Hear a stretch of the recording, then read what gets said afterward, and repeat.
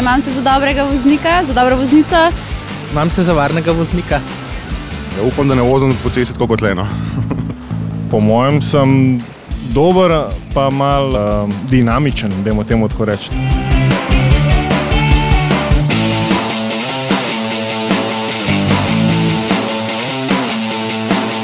Drive simulator je zanimiva izkušnja. Zelo zanimiva, če bi imel lahko več časa, več možnosti, bi verjetno bil tudi boljše rezultate. Je kar veliko karakteristik pravega avta, no se mi zdi.